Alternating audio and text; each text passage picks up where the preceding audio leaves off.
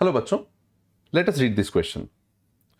The area of an equilateral triangle inscribed in the circle x squared plus y squared minus 2x equal to 0 is which of the following given values? तो अभी इस question में solve करने के लिए इसको हमारे पास हमें जिस की कॉन्सेप्ट की ज़रूरत है that will be some basic trigonometry and of course equilateral triangle का एरिया का फॉर्मूला, of course circle का equation as well.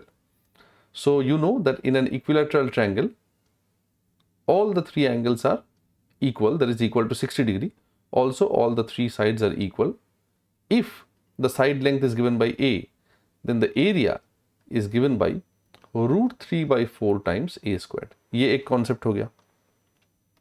दूसरा concept is in any circle, को पता होगा obviously that if you are considering this as the centre, then centre का अगर coordinates हो गया alpha comma beta and the radius is R, then the equation of circle can be written as x minus alpha whole squared plus y minus beta whole squared equal to r squared, correct? So these are the two concepts that are going to help us solve this problem. Let us see. यहाँ पे circle दिया हुआ है x squared plus y squared minus 2x equal to 0. हम लोग इस equation को इस फॉर्म में लिखने का कोशिश कर सकते हैं, या फिर we can use the general equation of a circle also, which is x squared plus y squared plus 2gx plus 2fy plus c equal to 0, जहाँ पे माइनस जी और माइनस एफ सर्कल का सेंटर होता है और root over G square plus F square minus C circle का radius होता है. तो quite clearly from here we can conclude that the centre of this circle will be, यहाँ पे देखिए 2g is minus 2, so g is minus 1, मतलब minus g is 1, और x y का कोऑर्डिनेट तो है नहीं, तो obviously 0 will be the value of f. Similarly यहाँ से रेडियस का value will be root over 1 square plus 0 square minus 0 square, क्योंकि यहाँ पे c भी 0 है, so basically 1. This question becomes much much much easier now because इसको solve करने का best way out is to draw the diagram.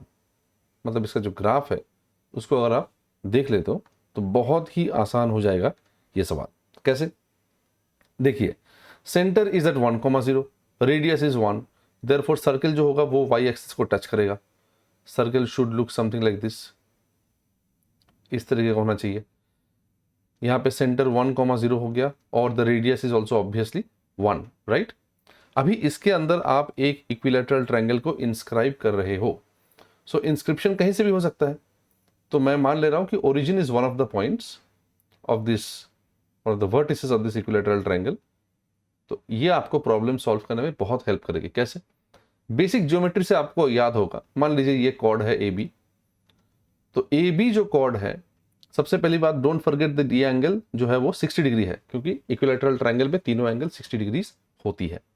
अब देखो एंगल ए ओ बी वो है 60 डिग्रीज और ये हो गया सेंटर, तो एंगल ए सी बी कितना होगा?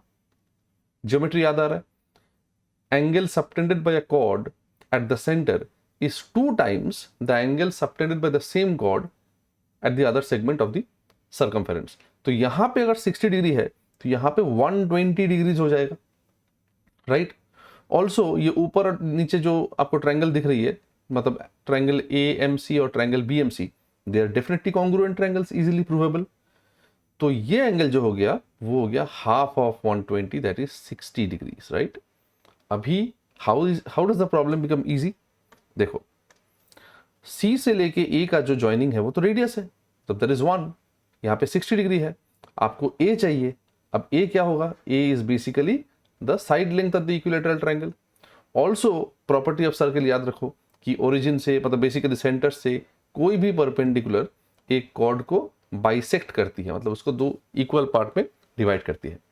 Therefore with respect to triangle AMC, in triangle AMC, अब देखो यहाँ पे 60 डिग्री के रेस्पेक्ट में AM is the perpendicular और AC is the hypotenuse.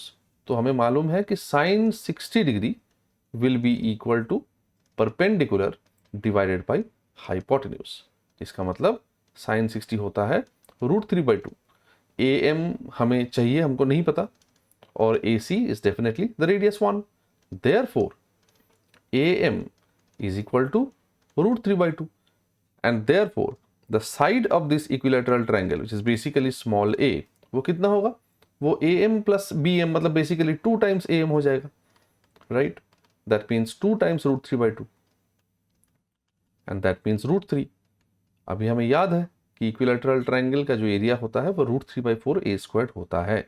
Therefore, the area of this equilateral triangle will be equal to root 3 by 4 multiplied by a squared, मतलब root 3 का whole square. कितना हो रही है? 3 root 3 by 4 स्क्वायर यूनिट्स. तो यहाँ पे ऑप्शंस में से obviously option A is the correct answer to this question.